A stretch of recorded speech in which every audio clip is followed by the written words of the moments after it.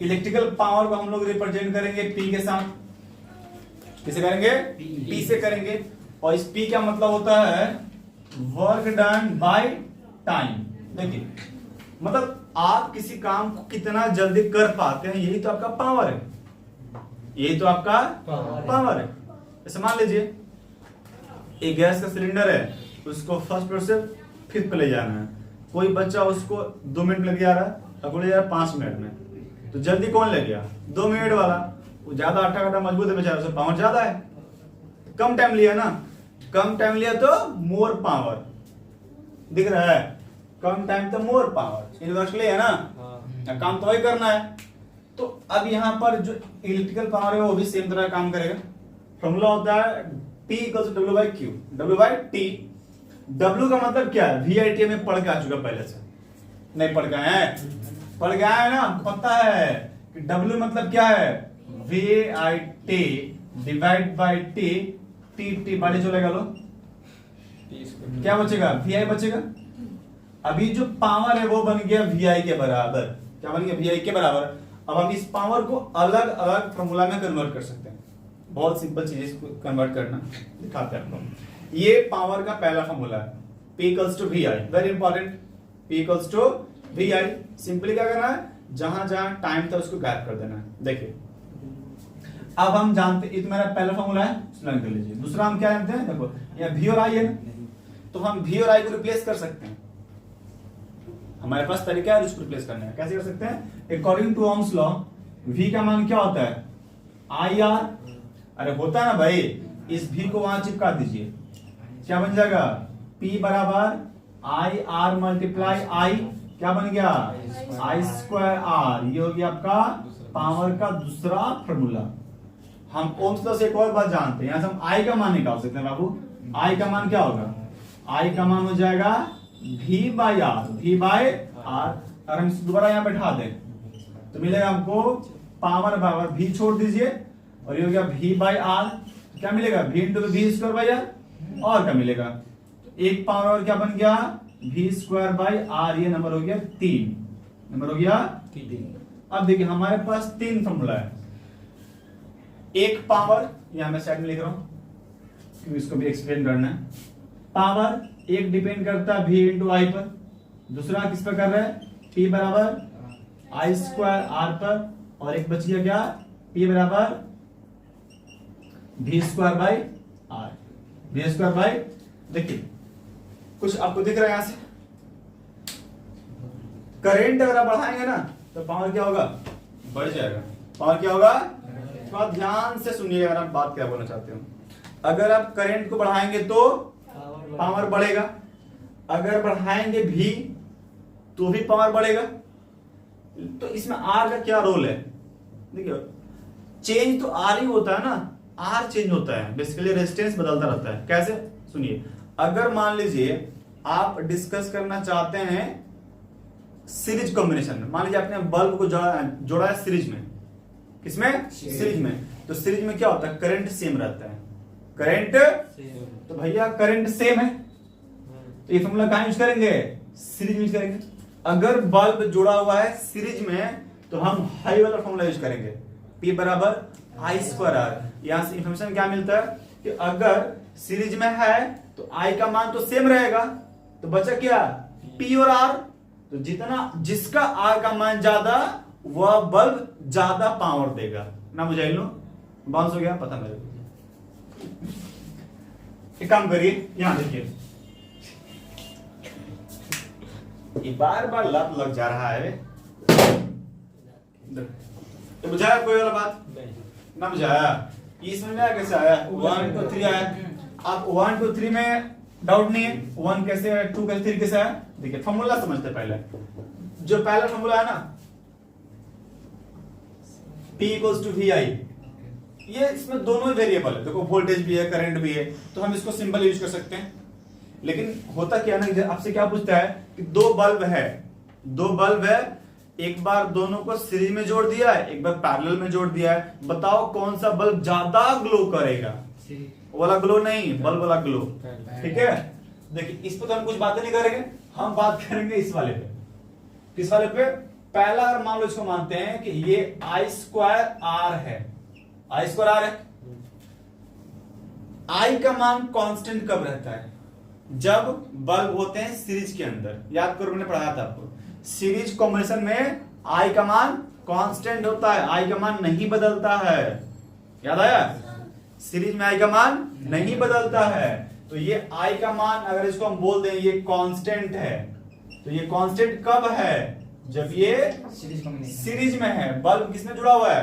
अरे बल्ब मान लो radio tape जो भी जुड़ा हुआ है आपका, इसी जो भी जुड़ा हुआ है, अगर वो सीरीज में है तो आई का मान नहीं बदलेगा।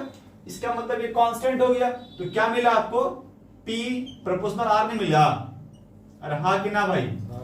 यहां से अगर I कांस्टेंट है तो हम ये कह सकते हैं ना P R के प्रोपोर्शनल है। अब बता, जिसका रेजिस्टेंस ज्यादा उसका पावर ज्यादा। अरे पावर ज्यादा का मतलब होता है ज्यादा ग्लो कर रहा है। बुझा कुछ? मोर पावर मीन्स ज्यादा ग्लो कर रहा है, ज्यादा। यहां लिखिए, और आर का मान हम बढ़ाएंगे, आर का मान हम बढ़ाएंगे तो पी का मान अपने आप बढ़ेगा, बल्ब ज्यादा ग्लो करेगा। जिसका रेजिस्टेंस ज्यादा। अब बता मेरे को, एगो 60 वाट का बल्ब है, एगो 100 वाट का बल्ब है। अरे नहीं तो गलती लिख दी, पागल है। एक बल्ब है, ठीक है, एक बल्ब है, उस पर लिखा हुआ है प्रतिरोध, लिखा मान लेते हैं 100 ओम, और एक पे लिखा है 60 ओम। बता तो कौन सा बेसी पावर देगा? 100 देगा।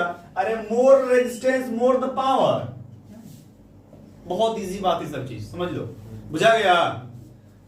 प्रतिरोध ज्यादा तो पावर बेस ज्यादा।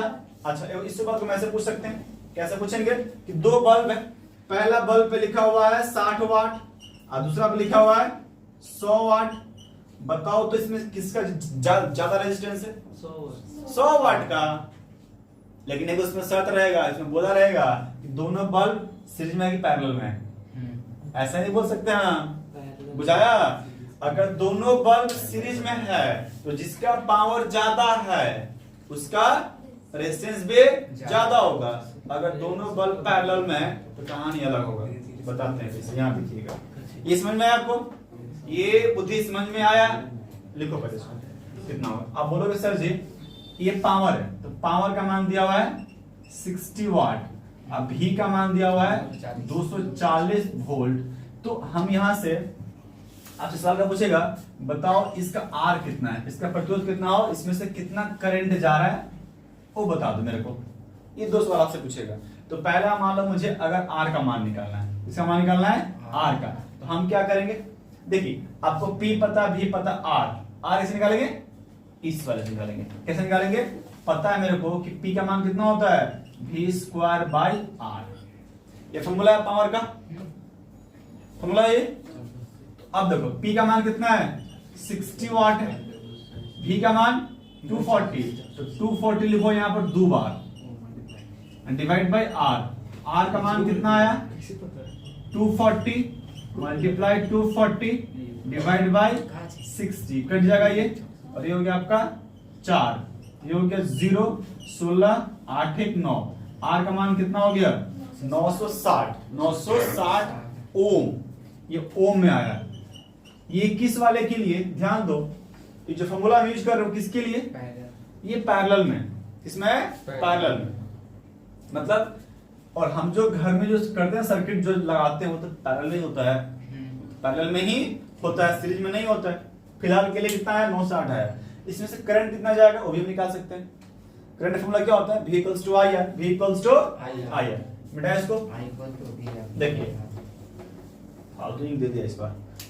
तो V equals to I R, हमें V पता है, V कितना है? 240, I का मान नहीं पता, और ये R कितना है? 960 है। सॉल्व करेंगे, यहां से I का मान मिलेगा 240 डिवाइड बाय 960, कितना मिलेगा ये? 4 ऊपर 6 और नीचे यस 1, और ये 4 आएगा ना? यस 1/4। तो I का मान कितना हो गया? 1 कितना? 0.25 एम्पियर। करंट कितना हुआ? 0.25 एम्पियर हो गया।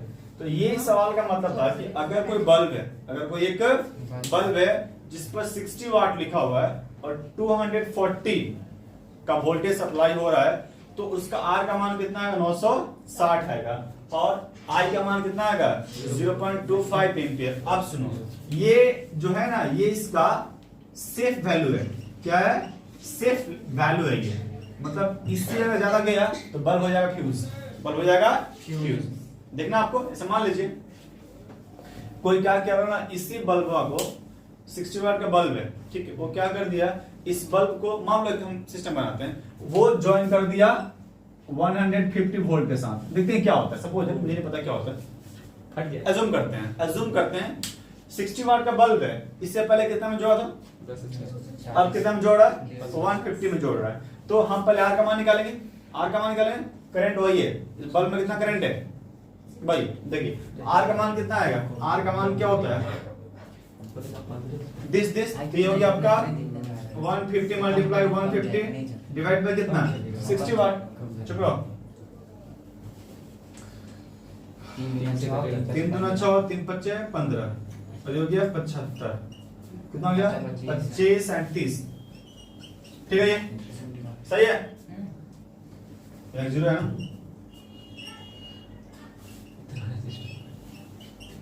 सही है, तो चेक कर लो कितना होगा, 3750 आर का मान आया। तो भाई आई का मान कितना आएगा, आई का मान होता है V बाई आर, 3750 कैसे आ गया सर, यहाँ एक जीरो है ना, हाँ ऊपर जीरो कैसे, 275 होगा, ओहो जीरो सॉरी उससे जीरो काटिए वहां से, तो ये सिर्फ जीरो नहीं होगा, ठीक है, कितना होगा जो भी। अब सुनो, V का मान कितना है 150 और R कितना है 375, डिवाइड कितना होता है, सर 3 पर डिवाइड ना 1 में देखो, ये अगर मान लो एक एज्यूम करते हैं, ये 300 और ये अगर 350 ना, ये 300 अगर होता तो 1/2 आता, 0.5 आता, 0.5 जो भी आएगा इससे तो ज्यादा ही आएगा, ये तो श्योर है।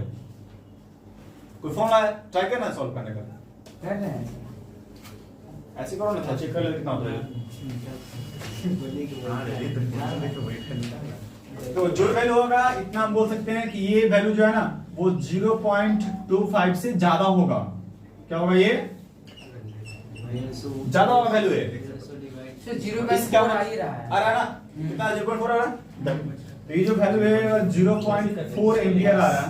बोलो करंट बढ़ गया, इस बल्ब का लिमिटिंग वैल्यू कितना था 0.25 एम्पियर का, और दे कितना रहा उसको 0.4 एम्पियर, बल्ब हो जाएगा फ्यूज, बल्ब जलेगा नहीं, बल्ब फट जाएगा, क्योंकि करंट ज्यादा जा रहा है इसमें ना, करंट ज्यादा जा रहा है, बल्ब क्या होगा, फट जाएगा, ठीक है। तो ये इसका मीनिंग होता है। इसका सवाल एग्जाम में आता है कि एक तो बल्ब दिया हुआ है, उसको पहले जोड़ा 240 में, फिर जोड़ दिया 150 में, बताओ क्या होगा। इसके बाद या फिर ऐसे बोल सकता है, उल्टा बोल सकता है कि पहले 150 में था, अब जोड़ दिया 250 में, बताओ क्या होगा। इतना बना के से बताएंगे, यस तो तुम्हें कैसे मालूम कि क्या होगा, बिना हम बताए कैसे बता सकते क्या होगा, ठीक है।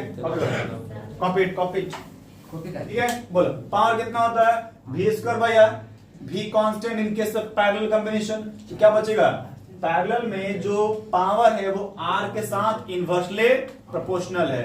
इसका मतलब ये होता है कि जैसे जैसे आपका R का मान घटेगा पावर का मान बढ़ेगा, पावर का मान बढ़ेगा। इसका मतलब जिस बल्ब का रेजिस्टेंस कम होगा वो ज्यादा ग्लो करेगा, है ना।